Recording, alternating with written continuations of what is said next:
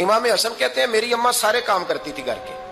अब तो शहजादे हैं ना हमारे बच्चे, काम और बच्ची, यानी बच्ची मेके से वापस आती है तो सबसे बड़ा दुखड़ा ये सुनाती है कि वो काम बड़ा कराते हैं। सबसे बड़ा दुखड़ा क्या है? पता नहीं क्या कराते होंगे, हाल नहीं चलवा लेते कहीं, या कुछ चक्की नहीं पिसवा लेते, पता नहीं कौन सा ऐसा काम है।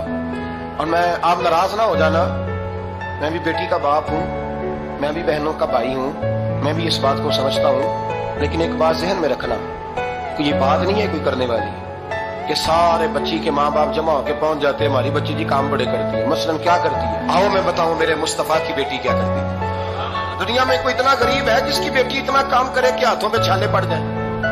है कोई इतना गरीब तो उठ के बताए कि मेरी बेटी ससुराल में इतना काम करती है कि छाले पड़ जाते? मैं दिखाता हूँ, मेरे रसूल की शहजादी को छाले पड़ गए।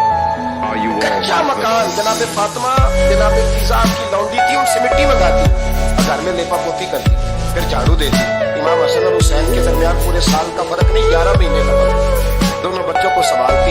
जनाबे अली की वालदा हजरत फातिमा बिनते असद बूढ़ी थी, जनाबे फातिमा को खोल के नौकरी करती कि हजरत फातिमा बोल पड़ती, हजरत फातिमा बिनते असद बोल पड़ती, कहती बेटे फातिमा मेरा इतना ना ख्याल रखा कर, तेरे अपने भी बच्चे हैं। जनाबे फातिमा फरमाती आप सिर्फ अली की माँ को नहीं, आप मेरी भी तो माँ है ना।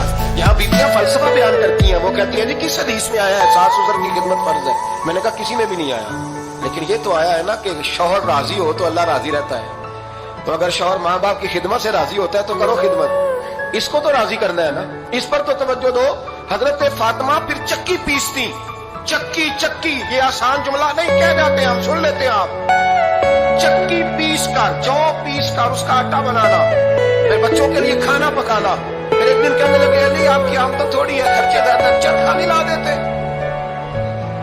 फातिमा क्या करोगी? फरमाया थोड़ा सा सूद बना लिया करूंगी, तुम बेच आया करना। चलो मैं थोड़ा हाथ बटाऊंगी। ये सारी ड्यूटियां करके हजरत हसन बर्बाद है। फिर इज्जत वाले रसूल की इज्जत वाली बेटी, फिर शानों वाले नबी की शानों वाली बेटी, फिर पाक महबूब की पाक शहजादी, सारी ड्यूटियां करके रात को मौला अली से कहती अगर आप इजाजत दें तो अल्लाह को राजी ना कर दूं। हजरत अली फरमाते फातिमा जैसे दिल करे। तो इमाम हसन कहते फिर मेरी माँ मुसल्ला बिछा ले और फिर सारी रात को नमाज पढ़ती, सारी रात। और फरमाते जब सवेरे हाथ उठाती तो पहली दुआ ये करती है अल्लाह मेरे रसूल की उम्मत पे रहम फरमा, ऐ अल्लाह मेरे रसूल की उम्मत पे रहम फरमा। तो कहते जमाने बीत गए ये दुआ सुनते थे। फिर मैं करीब गया तो मैंने कहा अम्मी हुजूर कोई दुआ मेरे लिए भी कर दे, कोई हुसैन के लिए भी कर दे, कोई ज़ैनब के लिए भी कर दे। सारी दुआएं उम्मत मुस्तफा उम्मत मुस्तफा उम्मत मुस्तफा।